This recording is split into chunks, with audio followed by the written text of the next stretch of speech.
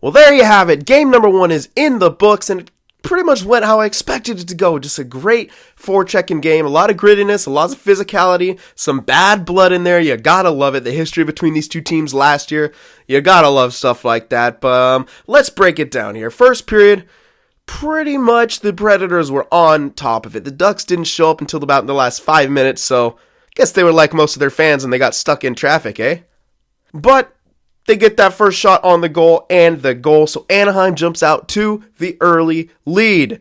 But then it's still the Predators, man. They're just creating turnovers, good speed through the neutral zone, good forecheck, and they tie it up with a beautiful deflection goal. And all knotted up. Second period, a lot more balance. Definitely more balance. I mean, it was a lot more back and forth, and you could feel Anaheim was there, and it wasn't just the Predators. And, that was the first bounce that they got. They threw that puck on the net. It went off like Vatanen's head or something like that, something crazy. And then it went in the net. So, lucky bounce, but like I said, you have to get lucky sometimes in the playoffs. You throw the puck towards the net, crazy things happen. Point proven, right there. 2-1 for Nashville.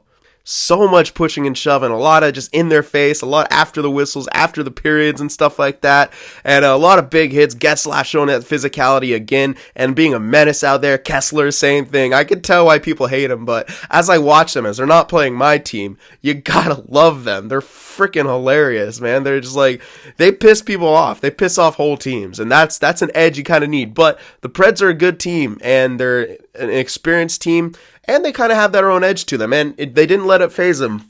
In the third period, Ducks tie it up, and then they got themselves in the penalty trouble. They were able to break out of it. They had a fantastic penalty kill that game. Either that or the power play for Nashville was just awful, but neither team really did well on their power plays. It was the penalty kills that definitely ruled the game, but that's kind of to be expected. Defense is going to win this series. They're both great defensive teams. They got to get the offense, though, for sure. Flash forward now to overtime. Overtime was great. Continued the same good action, pretty balanced. Bursts of momentum. Predators have it down in their one end, and then Anaheim takes it back to the other end. A lot of close chances, but in the end, it's the Predators that are able to get that one by. And what a nice goal that was. I mean, just a beautiful bait by Subban there. The fake shot, then pass it over to Neal, who blasts it. It was a good attempt to block the shot, but I can't remember who that was. Put his arm up, hit off him, then just goes over Gibson, and it was like watching it in slow motion, and they win in overtime. So game 1 victory to the Predators, but this is going to be an awesome freaking series. I'm excited. I'm really excited for this series. I wasn't too sure how it would pan out, but the way it's looking right now, yeah, pretty much how I expected. I would like to see, I think it's great and exciting. It's not as much speed as some of the other ones, but the speed is more in like short bursts of it, where like there's a lot of like quick breaks and stuff like that, rather than when you're watching Anaheim and Edmonton, it's like it was a lot more rush based than a lot forechecking based. But that's what you get. It's pretty much the two very similar teams going at it right now, and they're going to see who's better at the grindy style. And so far, Nashville got it. Nashville, they were the better. I wouldn't say they're the better team the whole time, but they got the job done. And I think they put more rubber on the net than Anaheim, and that's what created, a couple of their goals. I mean, yeah, that last one, it was a good shot. Could have been blocked. They caught a piece of it, then it just went over the goalie. I think it would have been, I'm not too sure if it would have been saved if he hadn't like blocked that part of it. Maybe it would have, I'm not too sure, but again, it's just a fortunate deflection off the shot blocker. Goal, man.